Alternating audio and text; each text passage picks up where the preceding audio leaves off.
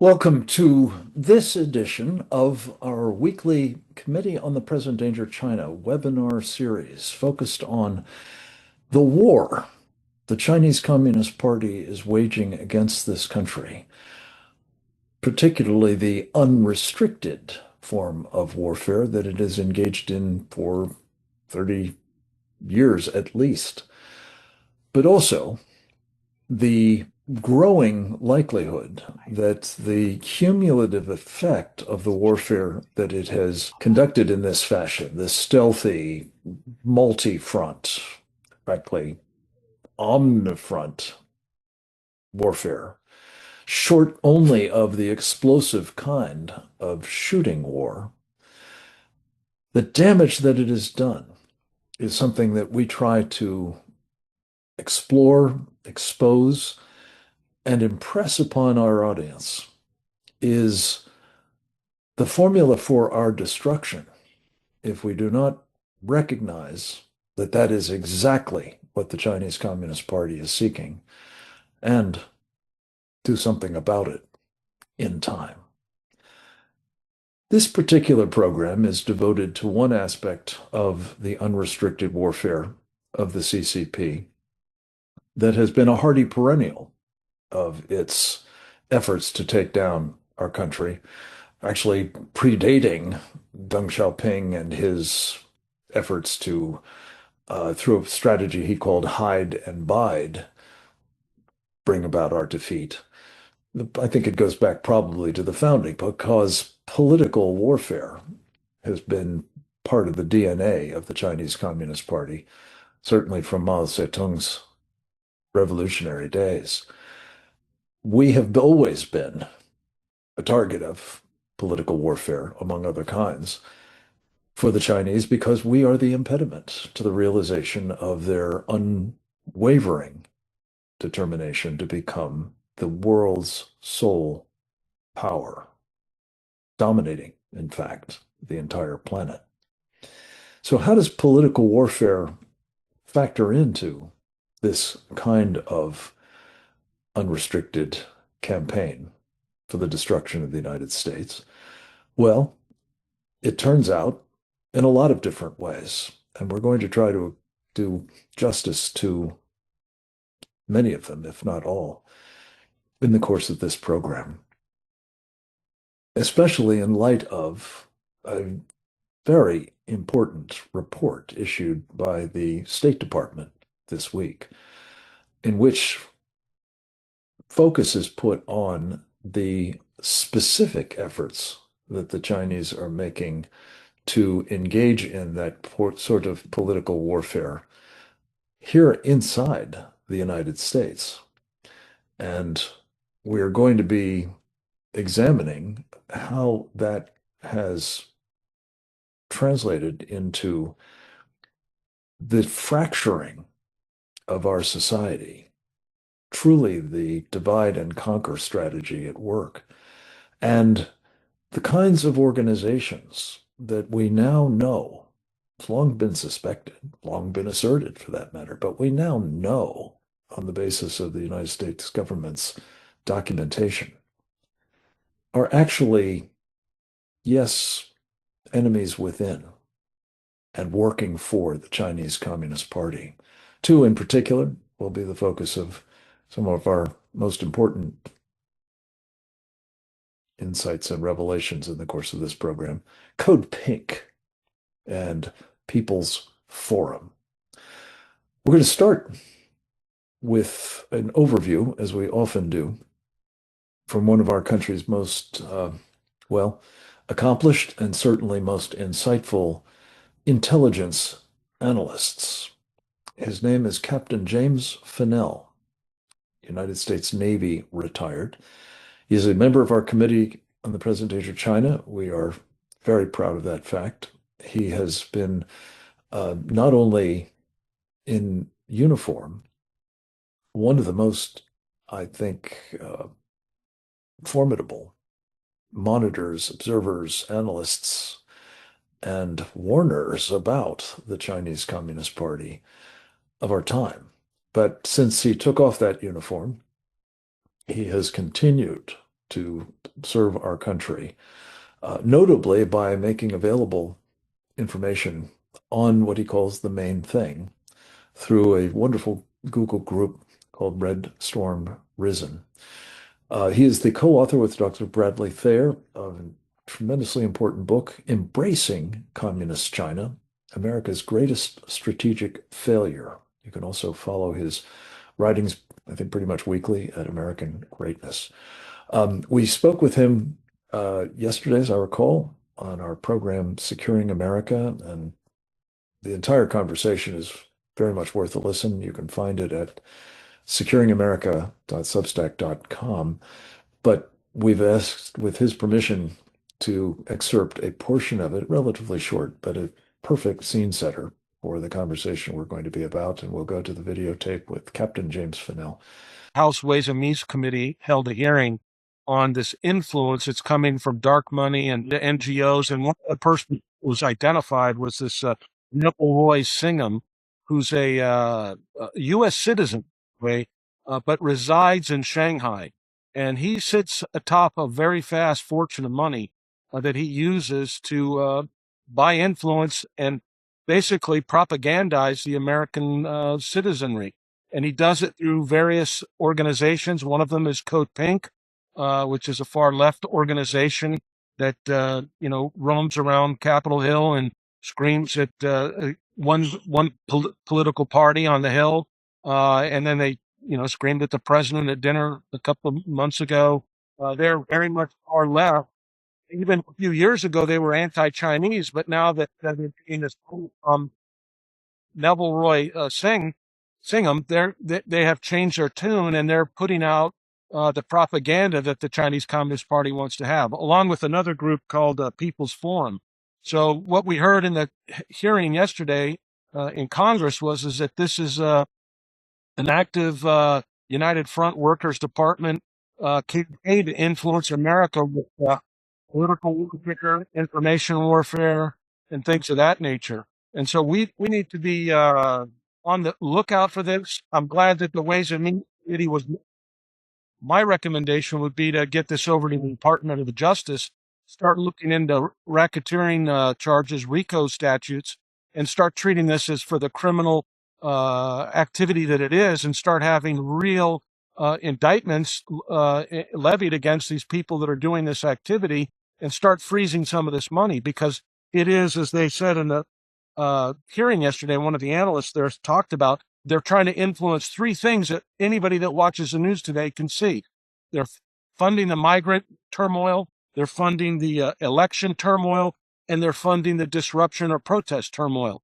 And those are three areas, and any person that turns on the evening news, no matter what channel you're watching, you see reports of this. And this is all being funded in part by the Chinese Communist Party, and it's coming through a guy who's an American citizen that resides in China, in the People's Republic of China. So we should be cracking down on this, not just not considering it some kind of, it's political speech or something like that. This is active subversion, and we shouldn't stand for it. We should stop it, and we should use every legal tool in the book to make sure that they can't spread this propaganda, which is about destroying America and tearing the country apart. Subversion, indeed, and treason, it would seem to me, on part of this chap, Singham. We're going to talk more about him in a moment. Before we do, though, perhaps a little bit out of order, but very much to the point, we're going to hear from one of our valued journalists in this battle space.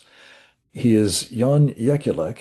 He is an editor with Epoch Times. He is also the host of a terrific interview program, America Thought Leaders. And he is not least the author of a brand new book, and I mean brand new, hot off the presses, entitled Killed to Order, China's Organ Harvesting Industry and the True Nature of America's Biggest Adversary.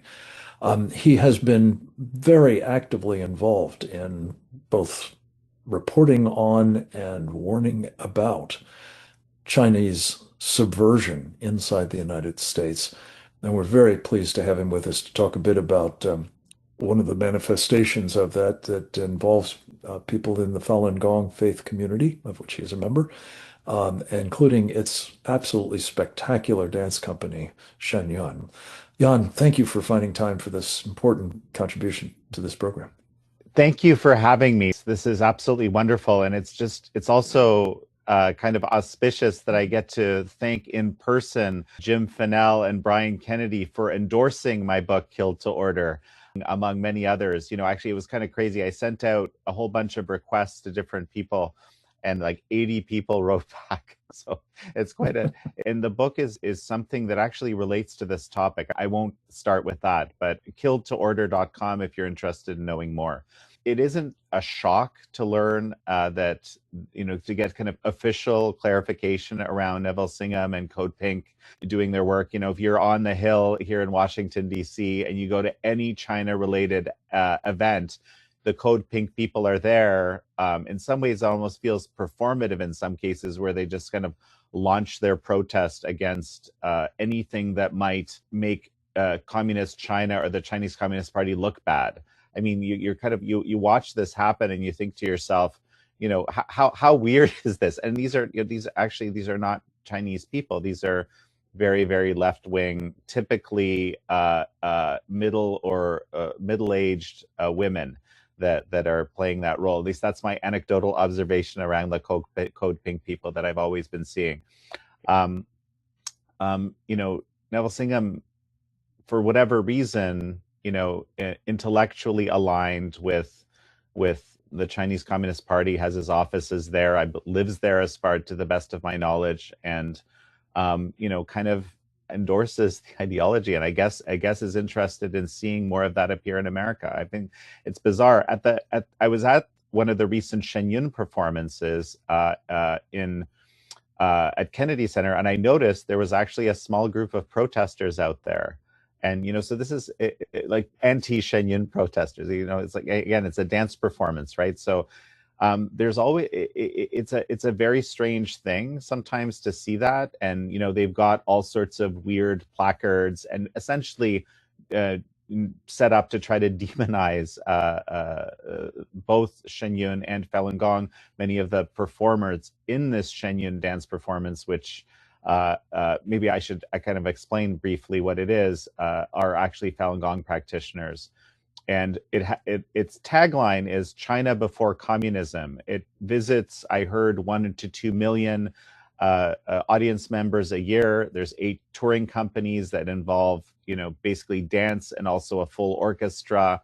And they, some of the greatest stages in the world they go to. And among other things, they explain to the world that the great things about China have nothing to do with the Chinese Communist Party, which is, of course, the exact opposite of what the Chinese Communist Party propaganda is, which is that everything that's good about China comes from the wellspring of the Chinese Communist Party. This is what they would like everyone to believe. This is the constant brainwashing. And just as a little note, if I'm going to speak to Kill to Order briefly, the book isn't just about the forced organ harvesting industry. It's about explaining how it's a perfect lens for understanding communism. And an important part of this is that the supremacy of the Communist Party is always at the top. It's the greatest social good. You can imagine, right? You hear this term where we want to do things for the greater good, right? And in every communist society, the greatest good of all is the supremacy and the survival of the Communist Party. So you can imagine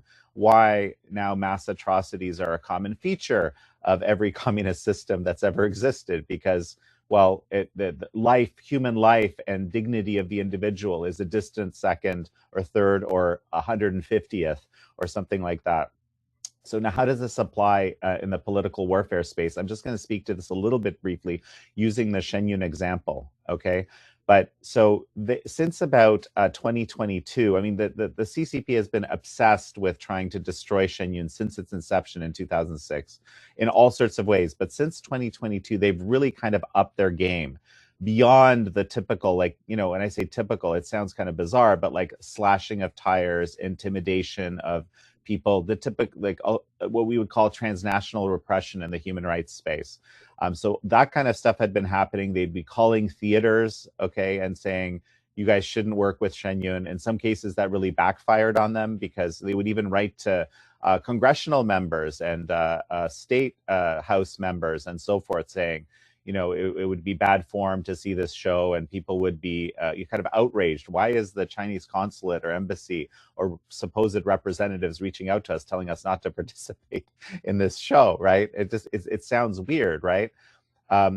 Well, imagine this, okay? There are two Chinese agents that are currently in prison because what they did was they tried to bribe an IRS agent to revoke Shenyun's nonprofit status, okay? Except that the IRS agent wasn't an IRS agent; he was actually an FBI agent. This was a sting operation, and these two agents are in jail. But just to give you an idea of the lengths that they want to go to, and one of the really kind of tragic parts for Shenyun, which is always seeking to grow and seeking to build its audiences, and by the way, did it painstakingly without a lot of corporate support, which a lot of the arts have really needed to survive. Shenyun kind of built it the bootstrap, build it American dream way, right? Shenyun has actually been sort of, well, the best way to describe it, I believe that wittingly or unwittingly, the New York Times has been kind of used by the Chinese Communist Party to push its anti-Shenyun narratives, and with kind of showcasing disgruntled people who had a few disgruntled people who had once been with Shenyun, not disclosing conflicts of interest that those people have with Chinese Communist Party entities in many cases, and so forth. So the way this political warfare manifests, right? And then there's all sorts of frivolous lawsuits that were launched against basically the campus where Shenyun dancers train in the school that trains them. Most recently dismissed with prejudice, after many attempts. So there's this kind of legal aspect of the political warfare. There's this kind of using the almost like kind of like this weird kind of lobbying effort that they engaged in with the FBI and so forth. And then there's it really seems to me like a kind of co-opting of US media apparatus to try to again sort of attack an entity that stands clearly against the Chinese Communist Party. China before communism, again, is its tagline. So, and that's just sort of one window into this broader campaign. And as I started, I mentioned that these protesters, I don't know if they were Code Pink or not, but or some of these other groups that were funded by Neville Singham, but their slogans certainly were completely aligned with those groups and Code Pink. So it's funny how there's this overlap between all of these efforts. I think that's all I'll share at this point. I think you don't mean funny as in ha ha, but peculiar and ridiculous, maybe, but dangerous as well. And thank you for sharing the story about the New York Times, Yana. This is really a scandal that I think the Chinese Communist Party has bought the New York Times, and you see it in its reporting on a lot of things. But this is a particularly, I believe, egregious example of pay to play. They're supplements. I don't know if they're still doing them as frequently as they used to, but the so-called news items that were actually advertisements is just an example again of how that particular organ has been used as a part of this larger influence operation of the CCP, namely to undermine America. We're going to hear from another of our regular contributors to these programs next, a man who has a distinguished record as a military officer as well as a foreign service officer. He's been a businessman in East Asia for many years as well. That would be Colonel Grant Newsham, United States Marine Corps retired. He too is an author of a best-selling book entitled When China Attacks, a Warning to America. He is also a frequent contributor to our program, Securing America. He's going to be seen in that role. In fact, in a video clip that we have extracted from a wonderful interview that he did with me, I believe, yesterday as well. Let's go to the videotape with Colonel Grant Newsham now. I'll try to put this into a larger context. Now I sort of watched a good bit of the hearings yesterday and read about the transcripts. And the optimist, if you wake up and you want to cheer yourself up and say as well, finally, somebody is talking about this. The China Select Committee in Congress does excellent work. And the State Department as well, I can't recall hearing something like this. You were getting very close and similar during the first Trump administration. But before that or since, I'd never seen it. So that, is a good thing to finally see. Now, the bad news is that World War III has already started, and we're on the road to losing it. Now, you might say, well, how has it actually started? Because nobody's actually been shooting. Well, remember that there's two different conceptions of war. With us, unless you actually start shooting, you're not actually at war. To the Chinese, the shooting part is just the very end. And they have been fighting and waging a very successful war against us. It's not a shooting war, but it's a political war, and generally comes under the terms political warfare. Now, political warfare is kind of an umbrella term for a number of different activities, ranging from economic warfare, psychological warfare, drug warfare, financial warfare, lawfare, using America's legal system against it, proxy warfare. And I'll just focus on a couple of these because you see these at work through the Code Pinks, the Neville Singhams of the world. And they have been very successful getting Americans to actually do their jobs for them. If you look out in these riots and look into their structures, there's very few Chinese people to be found. They're behind the scenes, but you have the people in your intended victim, your intended target country, actually doing the work for you. And this has worked immensely well for the Chinese over the years. You ask yourself, how many times have you heard American experts say, well, China's not really communist? Well, all they want to do is make money. How many times have you heard American businessmen, CEOs say Tim Cook from Apple? Well, we just have to be in China. We have to. Word about human rights, nothing at all. You look at the American, say the green energy industry, solar industry. Well, the Americans invented the technology. The Chinese stole it, put it on sort of economic, giant manufacturing scale. And now they sell the stuff into America and have put all the American companies out of business. Now, who is it that is lobbying in Congress to ensure that the Chinese imports don't stop? Well, that's China's American proxies, the law firms, the lobbyists, and the people on Capitol Hill who support China's interests. So this proxy warfare has been immensely effective. And by doing all of this, you create a constituency in the United States which is pro-China or sees pro-China as where its paycheck comes from.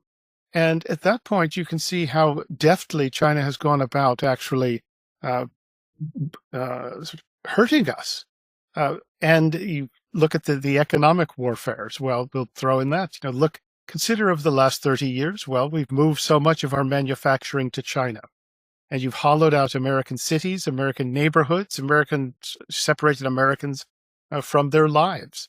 And that was all done as a result of successful Chinese political warfare. And you got Americans to think, we have to be in China. China's not our enemy, it's our friend. And this is creating a dependency. And because if we want things made, well, so much of it has to be made in China. If we want drugs, well, China makes most of them. If we want the so-called critical minerals that you need for everything from iPhones to F-35 fighters, well, it comes from China. We're dependent. You saw how effective this was a year ago when President Trump came into office and he tried to really get tough on China. Remember, he put tariffs up to 140%, suggested they might even go higher.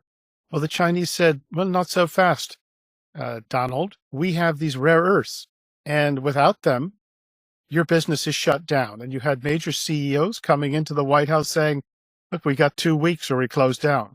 And that caused President Trump to stop in his tracks and even back up. And that shows you just how effective the war has been. They didn't have to fire a shot. They didn't have to deploy the People's Liberation Army.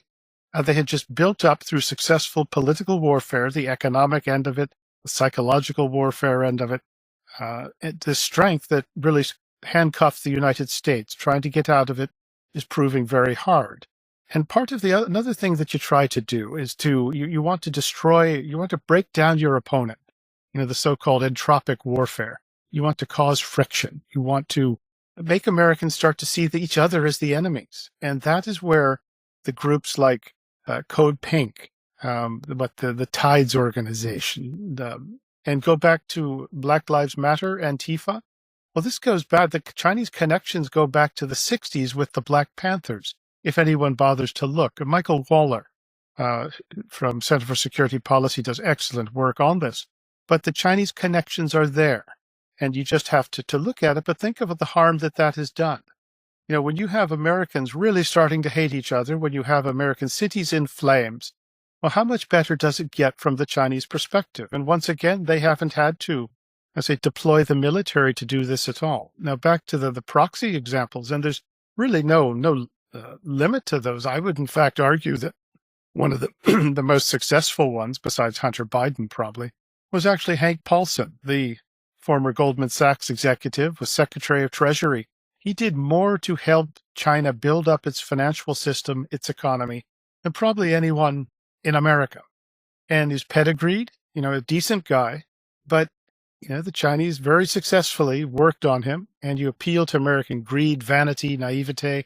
And really, when there's a certain type of American, you find a lot of them on Wall Street, when they smell money, they act like a sea lion at SeaWorld who thinks he's going to get a mackerel snack, turn themselves into pretzels. But TikTok is another good example.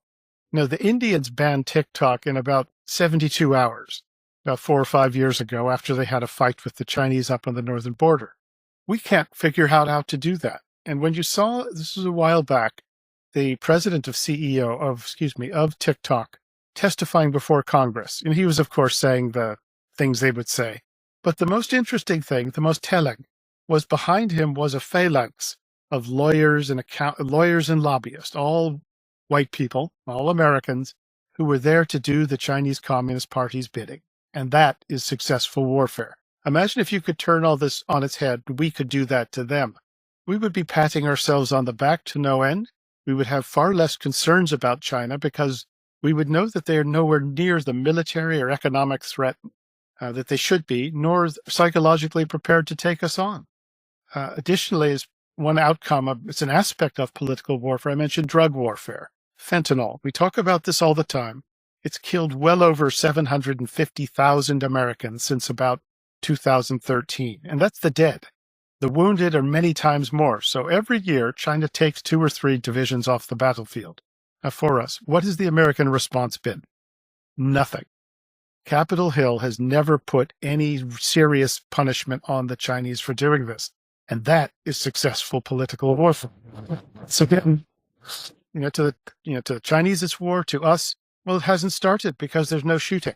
And all we have to do is talk to them. If we engage, negotiate, understand their position, well, we can work something out. Well, we'll discover we're wrong about that at some point when we either cannot move or that we find ourselves under attack and there's nothing that we can do. Now, another example of how successful this has been is that until 2017 in the U.S. military, you couldn't even say China was an adversary. You couldn't use the word adversary. You certainly couldn't say enemy. So it wasn't until Mr. Trump came along that finally you could say this, despite the evidence being clear for 30 years. And once again, this is the outcome of successful political warfare. So the Code Pinks, the Neville Singhams, these are one front in a multi-front war that's being waged against us. Now, you'd think, well, man, they're doing this to us. Well, certainly we're doing that to them. Well, actually, the bad news is we're not. We don't even have a political warfare scheme, a strategy. We don't do it. And you must say, well, somewhere. No, it isn't. We just don't do it.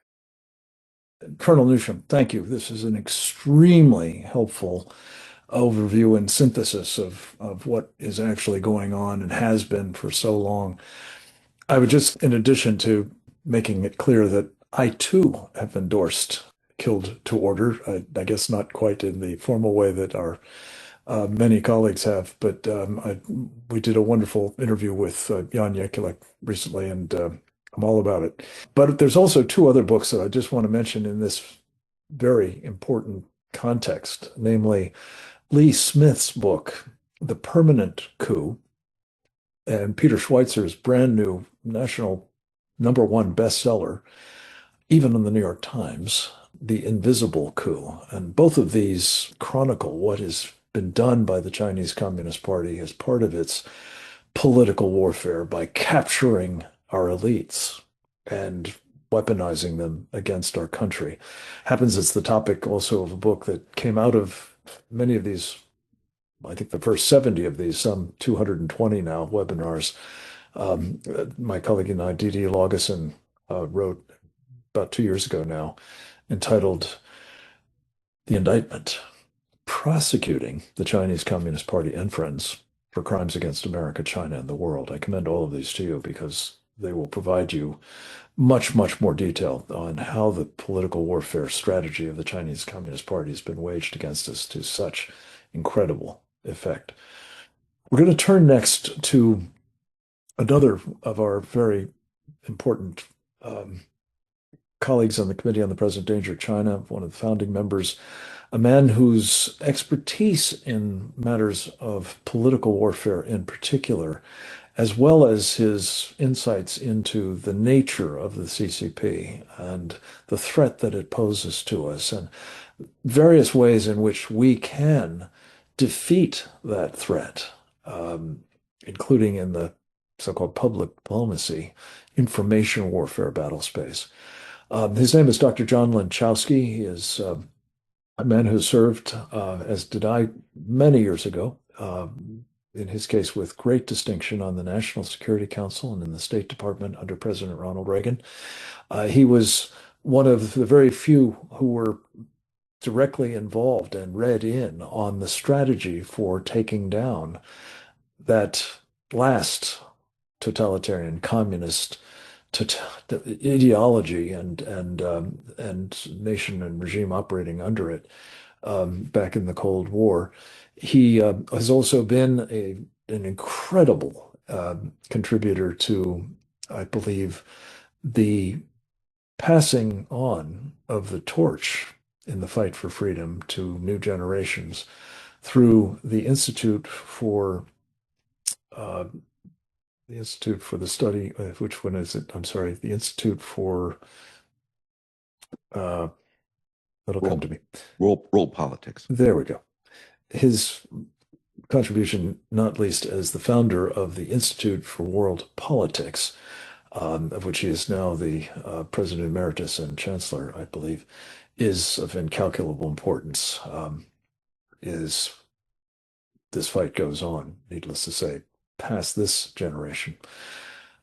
Our old boss, Ronald Reagan, said every generation faces an existential threat to freedom, and this is clearly ours. And John Lenczowski's been doing an outsized job in helping us understand the magnitude of it, the importance of fighting it. We have him by video as well. Let's go to that now, please. The latest news about Code Pink being associated with, if not a direct part of Chinese political influence operations, is really part of a much larger pattern that has been going on for many years in this country. And it's finally and amazingly being recognized by people at the highest levels. And fortunately, our new Department of State's Undersecretary of State for Public Diplomacy is paying attention to these matters, as are others in our government.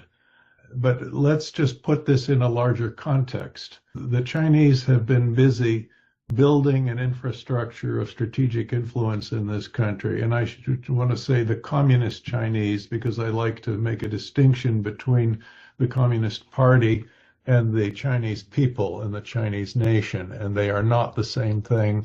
The Communist Party does not represent the entire Chinese nation, but they have been influencing our academic community. And they've set up over 100 Confucius Institutes at American universities. Some of them have been allegedly shut down after widespread protests, but they've been renamed and continue the same activity.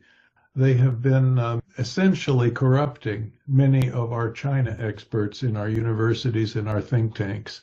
Some half dozen blue chip think tanks in Washington and New York have done joint projects with front organizations of Chinese intelligence, have taken money from those front organizations. The Chinese invite students from the professional schools of international relations, as well as law schools, to come to China for all expense paid tours where they are treated lavishly.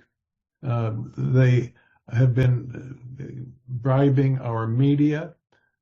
For years, the New York Times and the Washington Post took millions of dollars from Chinese propaganda operations in order to publish communist Chinese propaganda, specifically the so-called China Watch supplement that came every couple of weeks.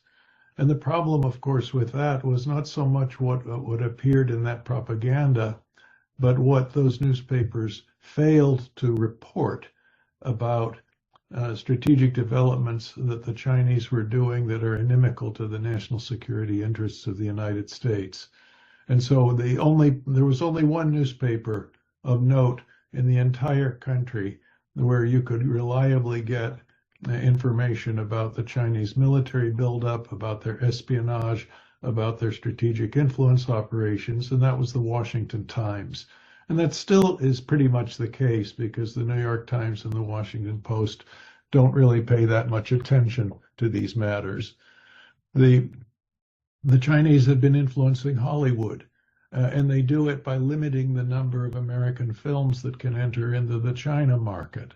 They let only some 25 or 30 films in every year, and if American movie studios want to get a chunk of that market, they cannot do anything in those films that would offend the Chinese Communist Party. So they censor themselves, and sometimes they even try to curry favor in their movies by making Chinese figures the heroes of those movies. If they film something that Beijing doesn't like, then they will be put on a blacklist. The actors will be put on a blacklist, and they'll be prevented. The studio and the actors will be prevented from ever being able to sell again in the China market. They try to influence our retired military by having so-called military-to-military dialogue. And in many respects, it is a strategic deception operation, and too many of our former flag officers have fallen for this and give the world the impression that things can be normalized with China. And perhaps the worst thing of all is how many of our elder statesmen, former secretaries of state, secretaries of defense, intelligence agency directors, have been or are directly or indirectly on Beijing's payroll. What they do is when they finish their public service, they go to one of these consulting firms like the Cohen Group, which is former Secretary of Defense William Cohen, or the Stonebridge Group, which is former Secretary of State Madeleine Albright's consulting company, and they open doors in Beijing for American corporations. The American company gets a nice, cozy, monopolistic arrangement in doing business with Beijing. They get lots of money, and the money goes to the elder statesmen. And of course, these people don't, if they're ever called to testify about China in congressional hearings, they don't reveal the conflict of interest. And it happens that one of our former professors, China expert, was complaining about this. He was working for a major think tank, but it happened that there was a former Secretary of State who was on the board of that think tank and arranged to have our professor fired from there for complaining about how people like him were involved in essentially on Beijing's payroll. That particular former Secretary of State was directly on the payroll of a front organization of the Chinese so-called People's Liberation Army. I don't want to call it that. It should be really, because that's a lie. It's not. If you say People's Liberation Army, it's not people's, it's not a national army, it's a Communist Party army. It's not liberation, it's slavery. It should be called the Chinese Communist Armed Forces. In any event, that's just a slice of how much communist Chinese are involved in our country, and they go down to the very granular level. They show up at PTA meetings. They try to recruit state legislators and mayors, knowing that they may become may become congressmen or senators someday in the future. Consciousness of this is finally being raised in this country, and we should be restricting the access to our country so that Chinese political actors cannot be influencing us the way they do. John Lachowski, what a remarkable compliment to what we've been describing elsewhere in this program. You picked up on a point that I was alluding to in terms of the compromise, to put it charitably, of outfits like the New York Times, and you added the Washington Post. I would add on the good side, the people who are faithfully reporting on what the Chinese Communist Party is up to, in addition to the Washington Times, which I was proud to have a column in for 25 years. The Epoch Times is clearly in the category of extraordinary publications, and I'm saying that not just because Jan Yakulik is on with us, but because he and his colleagues are doing surpassingly important work there, and don't often get the credit that they deserve, and in fact are, as we talked about earlier, being subjected to political warfare of the very, very direct kind by the Chinese Communist Party. We have another presenter. Her name is Cleo Pascal. She too is a dear and valued colleague of all of ours. I think she is a member of the Committee on the Present Danger of China. If not, they will fix that right quick, because she certainly is deserving. She is also a non-resident senior fellow at the Foundation for Defense of Democracies, and one of the countries, well, her country, Canada, as well as our country, which we like to think she thinks of as her home as well, regard as, generally speaking, the preeminent authority on matters involving Pacific Islands and their very critical strategic importance to the security of our. Cleo has been recently forward deployed in the far reaches of the Central Pacific, which he correctly points out is our western frontier, with actual territories of the United States among those islands. She has done a surpassingly impressive job of raising awareness about what the Chinese are doing with various political warfare stratagems to wrest those islands and dominate others that are not part of our nation for the purposes of undermining our position and maximizing their likelihood of dominating the entire Pacific and beyond. Cleo Pascal, I'm so glad to have you with us, and this is truly a God thing that you were able to make this work on extraordinarily short notice. Everybody who participates in these programs knows that they're always by short notice, but this was really a record one. So thank you for being with us. The floor is yours, ma'am. Thank you very much for including me in one of the most important topics possible. Many Americans obviously know about Guam, which is American territory with American citizens. It's Guam's about a 7 or 8 hour flight west of Honolulu, but it's only about 4 hours from Tokyo or Taipei. That's how far west the United States goes, and how much it actually is not only just in the Indo-Pacific but in Asia. Another U.S. territory is contiguous to Guam, going north. It's called the Commonwealth of Northern Mariana Islands, and I would argue it is the part of the United States that is the most penetrated by the Chinese Communist Party, because the Chinese know that in case of a Taiwan contingency or any other activities that they want to undertake in as they break out of the first island chain, they're going to need to take Guam and the Commonwealth of Northern Marianas offline. Now, that doesn't necessarily mean kinetically. We've seen Volt Typhoon is already in the critical infrastructure in Guam, but the degree of political warfare attack of the sort described in the report that you see in the Commonwealth of Northern Marianas is really off the charts and warrants very close focus. Just to give you some examples, there was a Chinese casino that was set up in the Commonwealth of Northern Marianas in 2014-2015 period. The main island in the Marianas is Saipan, and it was on the island of Saipan. And in the first 3 months of operation, according to a Bloomberg report, on less than 20 tables, it was running $5.3 billion into the U.S. financial system functionally.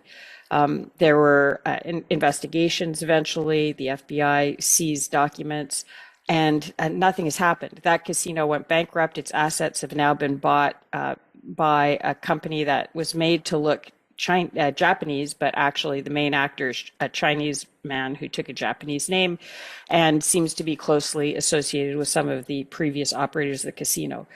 The new governor of the Commonwealth of Northern Mariana Islands has said that he wants to open up the country to more gambling. The neighboring island, which is also American, Tinian, has announced that it's launching a stable coin to allow online gambling. This is all directed primarily at the Chinese market. And Chinese can still arrive in the Commonwealth of Northern Mariana Islands without a visa. They can get on the plane in Macau and land on U.S. soil without a visa. They're not supposed to leave the Marianas, the Commonwealth of Northern Marianas, at least in the hundreds. They're illegally taking boats to Guam, where they're being found on the bases, involved in criminal activity, all sorts of things you don't want to happen.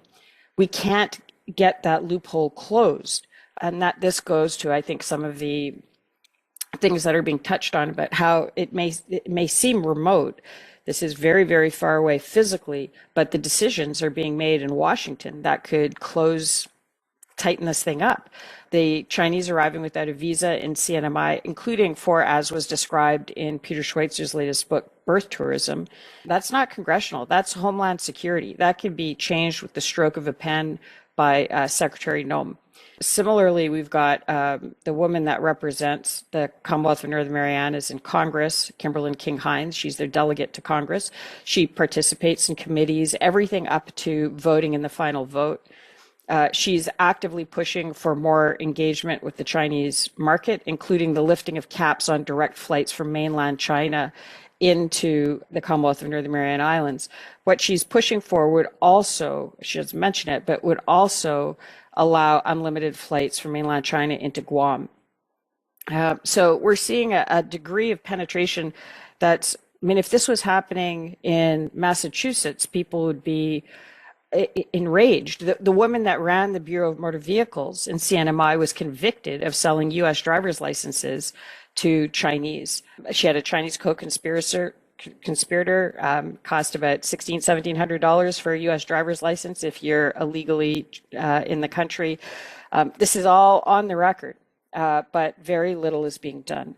One place, just for some good news, that's good things have been happening, is Palau, which is an independent country just south of Guam, which is in free association with the U.S. and some history aficionados may know it as the site of the Battle of Peleliu. It's a country that recognizes Taiwan. It's in free association with the U.S. The U.S. just designated, State Department, which has been doing this important work, just designated the president of the Senate there for specifically Chinese-linked corruption. The Senate has been very obstructionist to the president of Palau, including trying to block some of the recently signed agreements between Palau and the U.S. The headlines for those agreements are that Palau will take up to 75 deportees from the U.S., people with no criminal records who've been leaving the U.S. have to leave the U.S. They're in the country illegally, but they can't go back to their home countries for whatever reason. But the other parts of those deals are that the U.S. will help Palau, including by sending people, defend itself from cyber attacks and go after corruption and transnational organized crime, reinforce their borders, all the sort of counter-Chinese political warfare operations that are desperately needed across the region. And the Senate has been trying to block, I think, sabotage the entire package, but through the lens of blocking the 75 deportees. Now, what happened is because the president of the Senate, who's been very against anything that would help Palau-U.S. relations or Palau defend itself, because he was designated, which means that he and his immediate family can't travel to the U.S., that's now been cast as the U.S. retaliating for him holding up these agreements. And this gets to the second phase, is when you actually do start to fight back, being ahead of the narrative warfare component of it, because you've left functionally a wounded man in place who has no interest anymore at all in U.S. relations, and in fact is furious at the U.S. His immediate family can't go to the U.S. for medical care. His kids can't go for university. Those ties have now been cut. But the U.S. has, from what I've heard from colleagues in Palau, hasn't shared the information they have that warranted the designation with the authorities in Palau so that they can prosecute him domestically. So he can spin it to make it look like the U.S. is taking this out on him for political reasons, not because they're helping Palau protect itself from this sort of corruption. This is just to say that we've got a case where what was necessary has been done, but it needs to be part of a broader package of counter Chinese political warfare attacks that protects your flanks as you're moving forward. The Palau designation has been, they've been working on this for years, but it just so happens that the timing comes up when there's this other thing going on, which can be immediately used against the U.S. So you're dealing with a very sophisticated, dug-in operation that has locals acting as proxies and has a total narrative control in many senses. You talked about sort of how there's media control in the U.S. There's also media control across that region. Think tanks have been set up that promote a Chinese line, even though they look like they're being funded out of the U.S. Everything that you see in the U.S. has been expanded into other regions that are strategically critical to the U.S. So we're starting to see these very good news beginnings of a counterattack, as with the State Department report, as with the designation in Palau and also in the Marshall Islands. And now I think hopefully it'll be expanded and it'll be woven into other counters that have a chance of accomplishing what the U.S. national security strategy says it wants to accomplish, which is to help countries be more sovereign, have more independence, so that they themselves are in a better position to counter some of these really vicious and corrosive attacks that they've been under for so long. And in doing so, be not only in a better position to defend themselves, but be in a position to be a better ally in the context of this existential fight for freedom, transparency, accountability, democracy, and all the things that we're all fighting for. Could I just ask you to take one more minute to give us the elevator pitch on the stakes? Why this part of the world and the focused efforts the Chinese are making through political warfare at the moment, but inexorably it will be more, I suspect, military and blackmail and maritime militia and so on operating as well. Coercively. But what is it about this part of the world that makes it imperative, not just desirable, but imperative that we be repulsing the Chinese political warfare activities? I've been focusing a lot on this area of the Central Pacific, which is the zone between Hawaii and Philippines and Japan. And that zone, and so Guam falls into that, as does the Commonwealth of Northern Marianas, Palau, Federated States of Micronesia, Marshall Islands. That zone, since McKinley, since the Spanish-American War, there's been an awareness that if a hostile expansionist foreign power has control in that area, then the mainland U.S. isn't safe. This was explicitly why, when the U.S. won the Spanish-American War, the U.S. took the Philippines and Hawaii. It was, McKinley specifically said, it was to secure Oregon and California. Also, it played into why Hawaii was annexed that same year. And the issue with Hawaii and Philippines and Guam was the idea was if you've got those zones, this was the rimland theory, then you're okay. The fallacy, the problem was the U.S. hadn't secured the middle of the Pacific.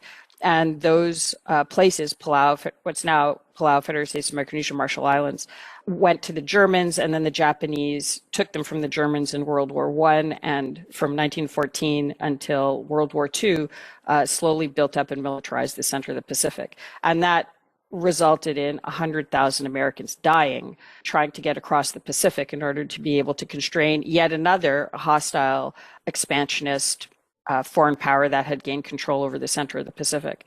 And the way that after the war, the U.S. sort of handled that was it gave the peoples, for the first time in their modern histories, a vote about their own future. And the people of the Commonwealth of Northern Marianas voted to join the U.S., and the people in the middle said, we want to be independent after hundreds of years of colonization. But they signed these compacts of free association with the U.S., which allows them to live and work freely in the U.S., to have the postal system as domestic mail, and to have this very close defense and security relationship where the U.S. is responsible for defense of the region.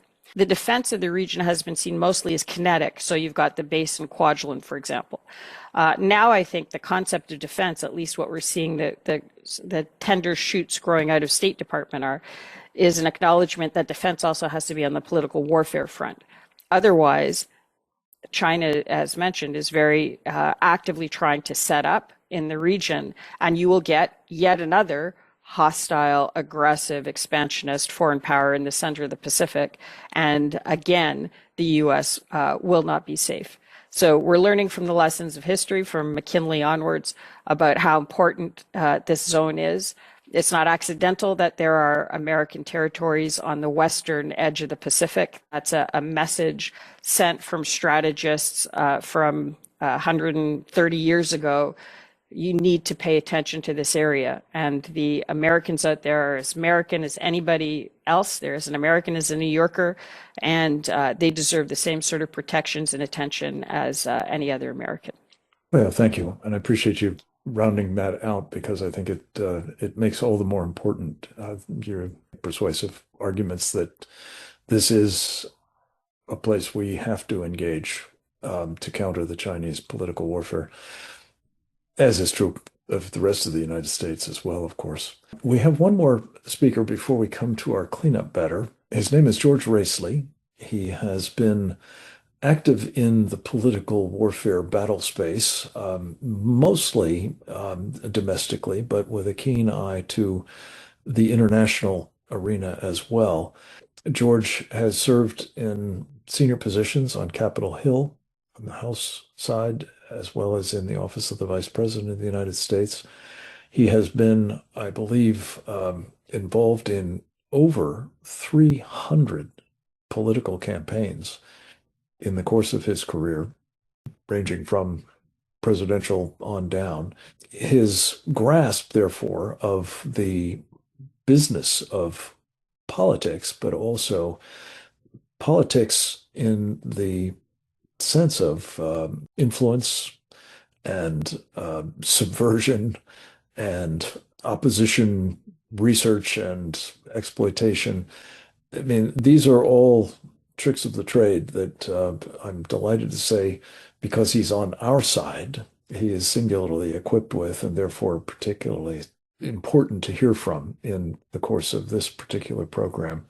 as to why what the Chinese are getting away with has been so harmful to us and why we must prevent it from continuing if we can. George Racely, as if on cue, you have arrived. Thank you so much for joining us with even less notice than Cleo had. But we're really delighted to have you with us to talk a bit about, from your perspective, well, Code Pink and People's Forum and revelations that they actually work for the Chinese Communist Party and Roy Neville Singham, his funding of all of this through presumably serving as a pass-through, I guess I would say, for the Chinese, or anywhere else you'd like to go with this subject, sir. You're most welcome, and over to you. Let me start out by giving a little commercial for conservativehq.com. We have a article up today that goes into, some significant detail on the latest revelations in Congress about Singham's nefarious activities. And I'm delighted to report to your audience that the chairman of the House Ways and Means Committee is doing a stupendous job of digging into this, and hopefully more will be confirmed. He has sent letters to some of Singham's entities that are operating here in America on behalf of the Communist Chinese, or as I like to call them, the Red Chinese, because they are a revolutionary state. So we'll see if those letters elicit a response other than a go jump in a lake from their lawyers. But of course, after that, the next step could be a subpoena, and we would certainly hope that the chairman takes that step if he doesn't get satisfaction through the normal course of inquiry. But the reason that this is so important is that Singham and various other operatives have been interfering in American elections for quite some time. And there's a good bit of evidence that a big chunk of what happens in the Democratic Party is funded or guided by the Communist Chinese. There's a lot of questions, for example, about what used to be called Act Blue and its money laundering operations, and where all of these small donations that the donors didn't know they gave came from. Where did that cash come from? And some people suspect with good reason that it came from Communist China or Communist China related entities. Allegedly, that's being looked at by the feds, supposedly the FBI, the Federal Election Commission. We'll see where that goes. Some of these wheels grind exceedingly slowly, and should things go south and the Democrats gain the majority in the House, there'll be huge distractions from any further inquiry into this. Those of us that remember what happened after the Holy Land Foundation trial, and Obama was elected president, and suddenly there were no further investigations of the Islamic terror supporting network here in America. And so we can count on that happening to any investigation of the Red Chinese election interference network should Democrats gain further influence over the process. That's kind of the state of play there as I see it, and be glad to take any questions, or if you've got any follow-up to that, Frank, why let's go. George, thank you, and well done on the article. Conservative HQ, to put a further plug into it, is a remarkable newsletter sponsored by Richard Viguerie, edited by George Racely, and with something like 250,000 subscribers. And we consider that a tremendous force multiplier for good in this country. George, thank you for being a member of our Committee on the Present Danger of China and serving in that very important role as well as Conservative HQ. We're going to cleanup batter is the man that we usually turn to for the role, and that would be Brian Kennedy, the chairman of our Committee on the Present Danger of China, former president of the Claremont Institute, now the president of the American Strategy Group, and the author of a very aptly named book. I believe it is China's War Inside America from Encounter Books. Brian Kennedy, thank you for joining us. Thank you for your leadership in all of these areas and for serving so faithfully as the man who synthesizes what we've been talking about and takes it home. Well, thank you, Frank. Great to be with you, of course, as always, and thank you for your leadership. We couldn't do all of this without your diligence and intellect and determination to alert Americans about the Chinese Communist threat.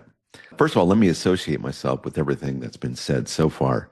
I thought what Cleo Pascal was talking about regarding the Northern Mariana Islands was quite interesting. She said it before. She's very consistent about all that. I would only add that my father in World War II was a Marine, and he fought at Tarawa, Saipan, and Tinian, the latter two, which are part of the Northern Mariana Islands. I can say that the U.S. Marines fought valiantly there and sacrificed a lot of Americans for those two islands. And it's an example of how to think about strategy and politics, that you have to fight wars where they need to be fought. And just because they're far away doesn't mean it's not in the U.S. interest. And so all praise to Cleo for staying on that. The one thing I'm concerned about with regards to this new report is that we might be looking at too small a target. And all praise to Sarah Rogers, the Undersecretary of State for Public Diplomacy, for putting out this report. It's a good thing to do, good for Congress to be looking at all these things. But I fear, as I say, that it's small ball, when in fact, as the work of the committee has demonstrated time and again, the problem is radically bigger than just Neville Singham and Code Pink. Yes, good to highlight this, but they're very small players overall in all this. The Communist Chinese spend tens of billions of dollars in intelligence and influence operations annually in the United States. Code Pink is a couple million of, crazy people who go to rallies and protest and do those kind of things.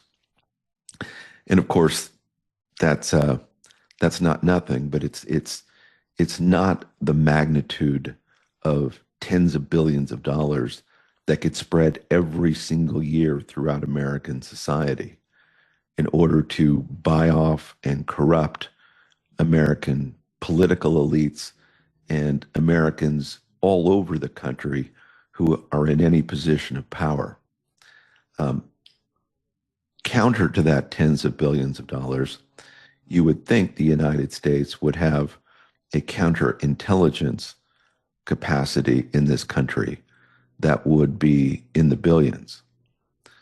And President Trump, I think, if left to his own devices, would have an active counterintelligence operation going here in the United States. And I think I would expect he would think it's already going on. But much of that counterintelligence was dismantled during the Biden administration. And I believe it's yet to be reconstituted. Even before the Biden administration, it was inadequate to deal with communist China and their tens of billions of dollars spent annually. The problem is so big that I believe many within the intelligence community thought that we simply couldn't have enough counterintelligence officers operating in the United States to deal with the magnitude of the problem. They have over 300,000 students here in the United States. How are we to look after 300,000 students in the United States who are in American universities, graduate schools, etc.?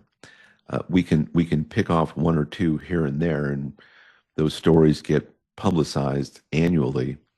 But overall, we have a kind of benign neglect, which is not so benign when you look at everything that Communist China is doing to steal our intellectual property, which still will be in the hundreds of billions of dollars annually here in the United States. And so from Communist China's point of view, everything they do here in this country is a very good investment.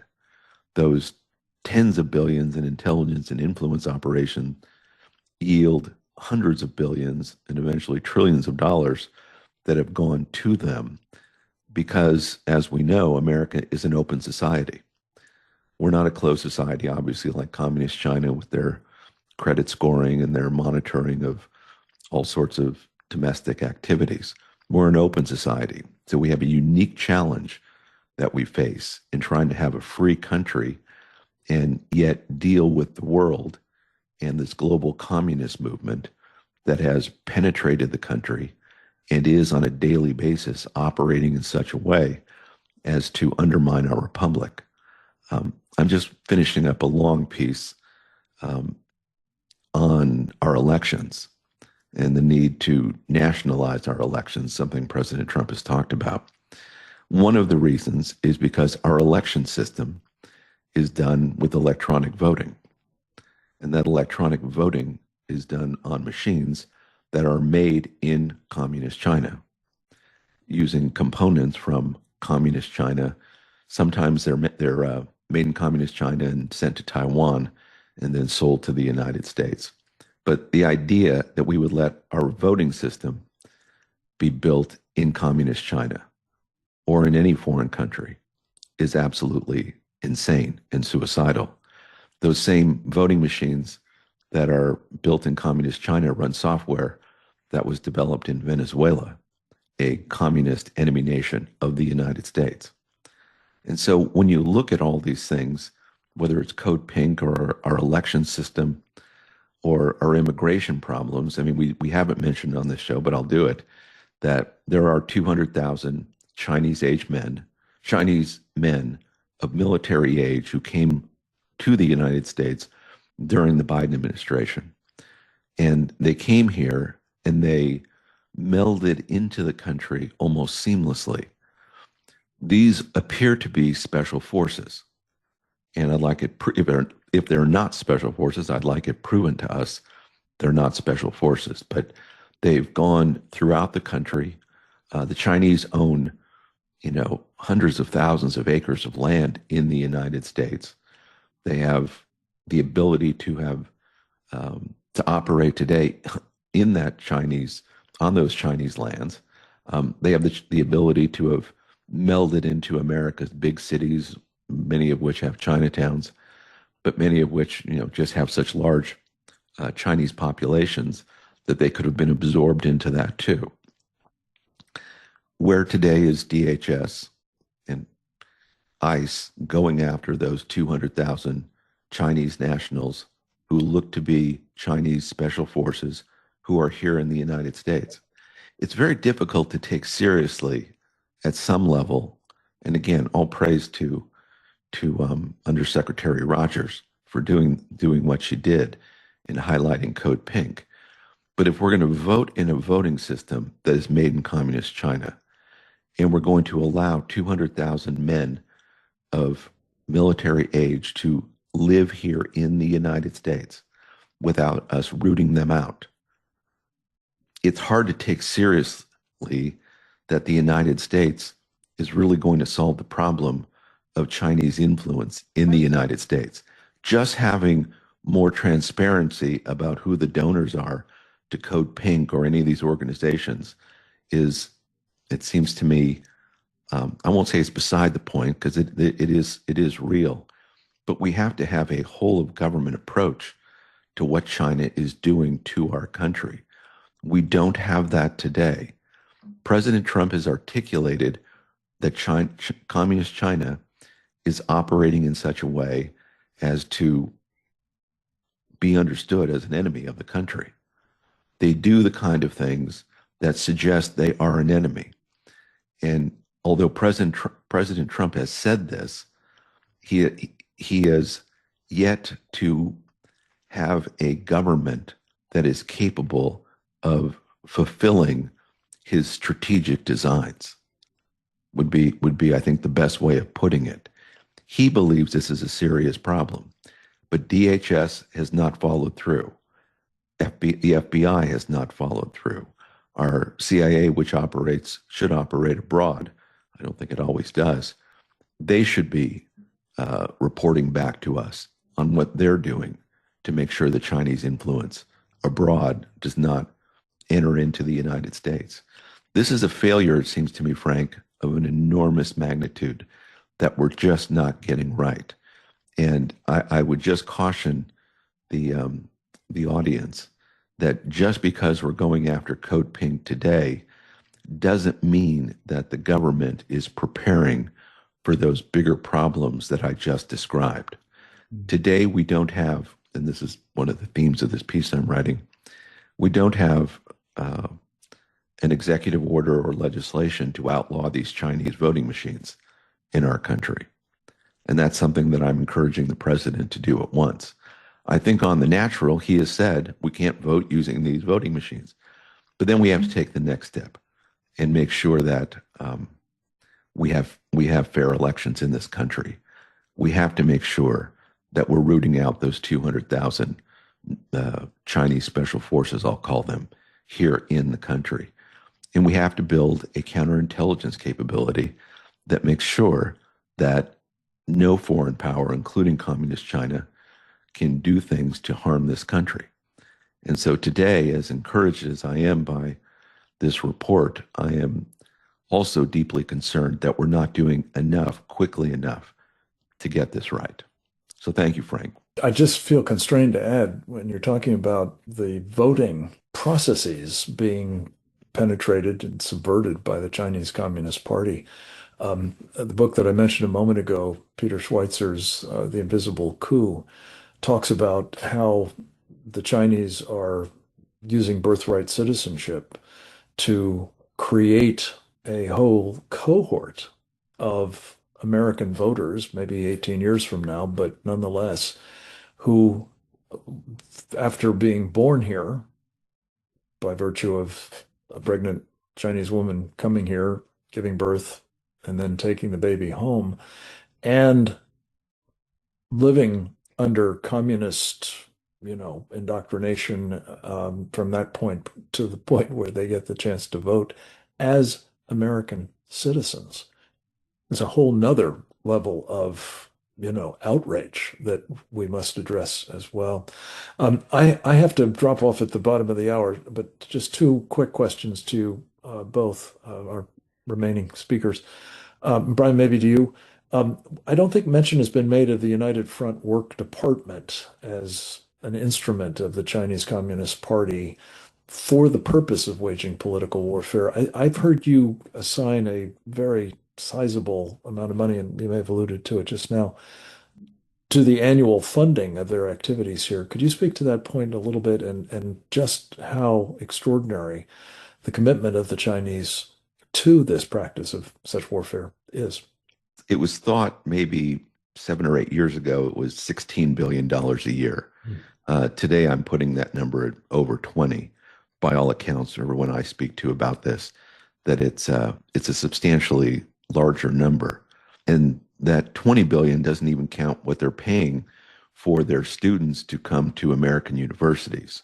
To be sure, that number at American universities adds up to about $40 billion annually in the United States, which is one of the reasons, because it's 40 billion, people are reluctant to remove those students from the country.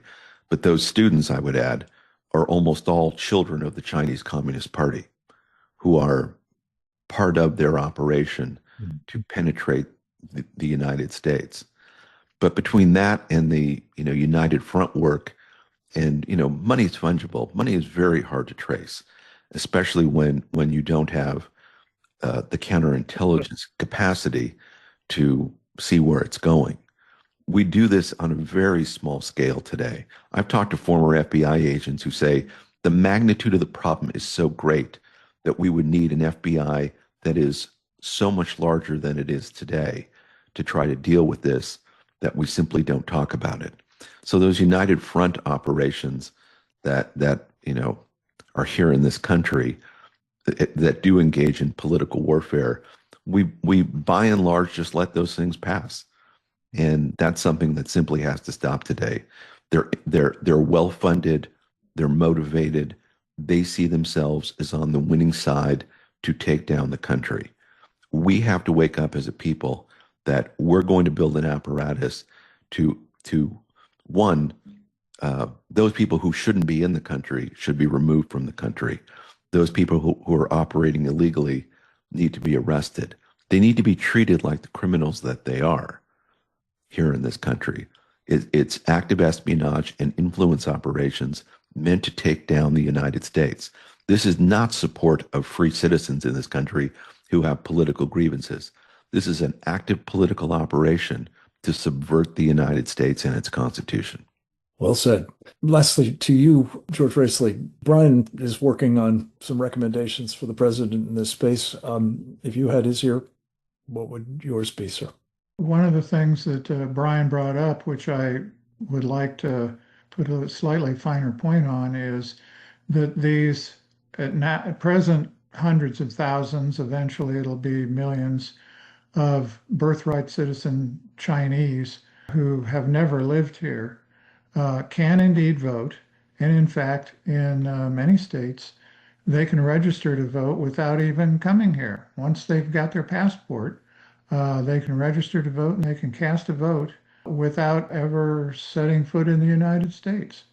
And so we need to be very cognizant of tightening up our election system, making sure, number one, that it's only citizens that are voting, and number two, that they're citizens that are indeed in actual engaged in the civic life of this country. So much more to say, truthfully, but I think we've covered incredibly important ground here. And I want to thank each of our speakers, Jim Fennell, Jan Ukelik, Grant Newsham, John Lanchowski, Cleo Pascal, fresh back from the far reaches of the Pacific, George Raisley, and Brian Kennedy. I'm deeply indebted to all of you for what you do when you're not on these programs, but especially for your contribution to this particular program. And we're deeply indebted, I think, also to our audience, and I hope it will be a vast one. And that in part will depend upon word of mouth, and those of you who have caught this live, taking it on yourselves to make sure that others in your circles of influence are exposed to this content as well. Let me simply say that we are now in the closing clinches of the electoral process for this year. It is perhaps, for reasons that Brian and George specifically have addressed, possibly as fraught an election as any that we've had. There is so much riding on it, especially the possibility that the things that we've been talking about, that the president has been getting right, his administration has been doing, notably these remarkable State Department reports, will all be undone if people like this character, who I think, among the other things that needs to come out of all of this, is the criminal prosecution of Neville Roy Singham. I've mangled his name several times. I apologize for that. I'm going to try to commit it to memory because he is the poster child, as far as I'm concerned, of the evil influence operators that are at work in this country, or against it, at the very least, from places like Shanghai, where he resides. His wife, by the way, I don't think this was mentioned, is a co-founder of Code Pink, and therefore he's not only of the enemy, he's sleeping with the enemy, as far as I'm concerned. This must stop, and this is the place to begin doing so. God bless all of you. God bless our country, and God bless the cause of freedom for which our Committee on the Present Danger strives. Take care. We'll talk with you next week. Over and out.